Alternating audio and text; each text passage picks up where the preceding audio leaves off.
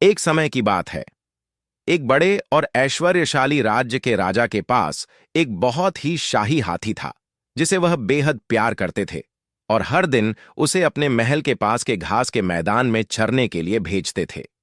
यह हाथी न केवल बहुत बड़ा और मजबूत था, बल्कि अत्यंत बुद्धिमान भी था, जिसे हर कोई आदर की नजर से देखता था। वह दिन रात खुशी खुशी अपनी आजादी में जीवन जीता था।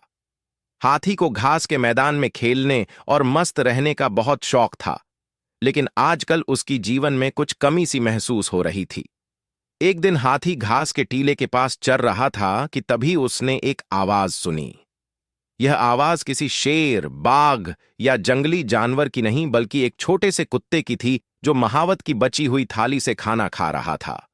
उस कुत्ते का नाम था बबलू और वह एक मजेदार और नटखट कुत्ता था। बबलू अक्सर महावत के पास आता और उसकी बची हुई खाने की चीजों से पेट भरता था। हाथी ने बबलू को देखा और उसकी नन्ही सी गोलमोल शक्ल को देखकर हंसी आ गई। बबलू की आंखों में एक खास चमक थी, जैसे वह हमेशा कुछ नया करने की योजना बनाता हो। हाथी ने धीरे धीरे कदम बढ़ाए और बबलू से बातचीत शुरू की। तुम बहुत मजेदार हो बबलू, क्या तुम अकेले यहां रहते हो? हाथी ने प्यार से पूछा। बबलू, जो कि पहले डरते हुए किसी बड़े जानवर के पास जाने से कतराता था, अब हाथी की मित्रवत्ता को समझ चुका था और उसने हिम्मत जुटाई। हां, मैं अकेला ही यहां हूं, लेकिन मुझे किसी से डर नहीं लगता। तुम बहुत बड़े हो हाथी, क्या तुम मेरे साथ खेलोगे?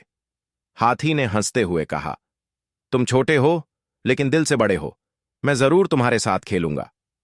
इसके बाद दोनों ने मिलकर दिन भर खेला, दौड़ा और आनंद लिया।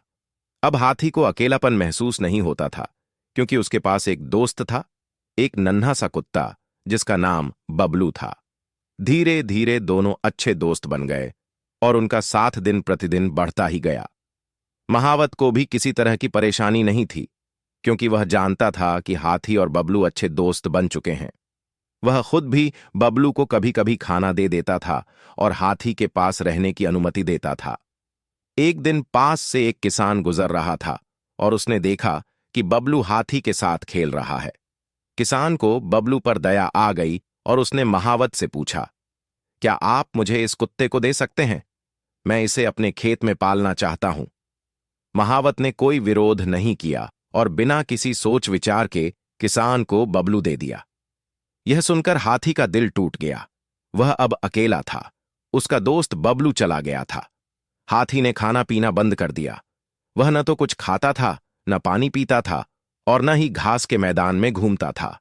उसकी स्थिति देखकर महावत बहुत चिंतित हो गया, लेकिन वह कुछ समझ नहीं पा रहा था कि आखिर हाथी को क्या हो गया है।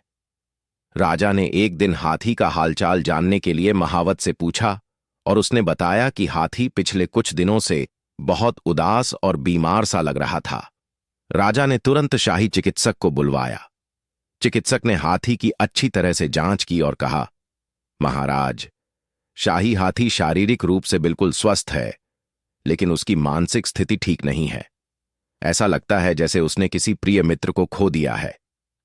राजा को यह सुनकर हैरानी हुई और उसने महावत से सवाल किया, महावत, क्या ऐसा कुछ हुआ है जो मुझे नहीं पता? महावत ने धीरे से जवाब दिया, महाराज, हां, एक कुत्ता था जो यहां आया करता था। वह हाथी का बहुत अच्छा दोस्त बन गया था। मैंने उसे एक किसान को दे दिया। राजा ने तुरंत अपने एक रक्षक को महावत के साथ बबलू को वापस लाने के लिए भेजा।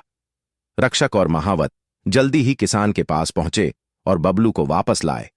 जैसे ही बबलू को टीले पर लाया गया, हाथी खुशी से उछल पड़ा और बबलू को देखकर उसकी आंखों में आंसू थे। हाथी और बबलू फिर से अच्छे दोस्त बन गए थे और उनकी दोस्ती और भी गहरी हो गई। राजा ने देखा कि हाथी अब खुश है।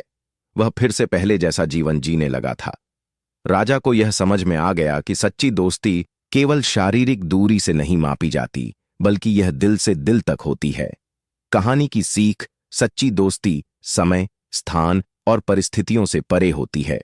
हमें अपने दोस्तों की अहमियत समझनी चाहिए और जब भी किसी मित्र को जरूरत हो तो हमें उसका साथ देना चाहिए।